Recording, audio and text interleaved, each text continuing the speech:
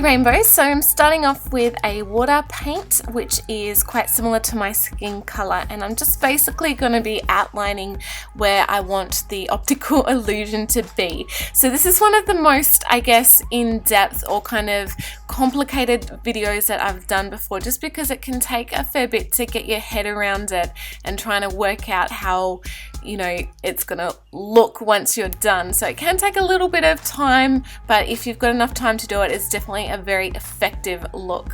So once I've done that outline, I'm now going in with a little bit of black and just starting to like sketch out where I want the black to be. Of course, if you have a black background or if it's going to be nighttime, this will really help the illusion work the best, because it's going to literally look like your head has been cut off.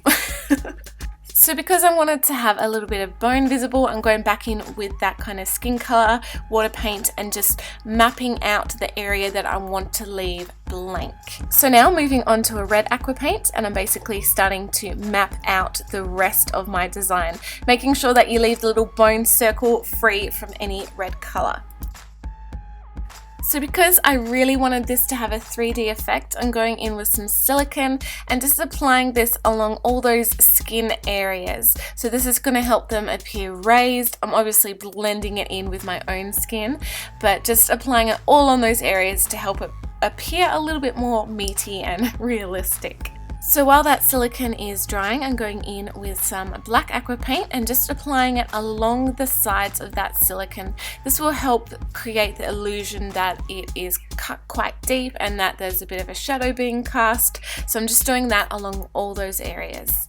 Now I'm just filling in that little bone section with a white cream makeup. And now that that silicone's dry, I'm going over the top with my foundation color, and as you guys can see, I've done a few kind of rips coming off from my chin as well. So because all this skin will be exposed in a way, I'm just peeling back some of that silicone and then painting underneath that with the red color, and also painting the underside of the silicone red as well, so it does actually look more like skin in a way.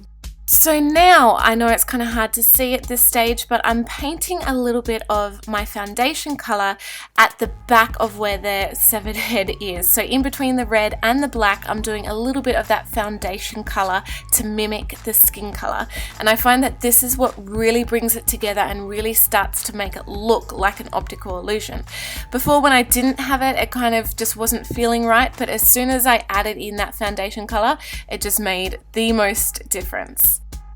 So now I'm moving on with a little bit of some scab blood, and I'm just applying that all in those kind of areas, and then of course going in with some fake blood as well, diluting it a little bit and just kind of flicking it around my face with a toothbrush for some splatters. So here you have the finished result. Of course, this look is always going to work best on the right angle. It's not always going to look perfect, but it is definitely a very effective look. So thank you guys so much for watching. If you enjoyed this video, please give it a thumbs up and please subscribe to my channel. It would honestly mean so much to me. Become a part of my rainbow family. Love you guys, and I'll see you all tomorrow.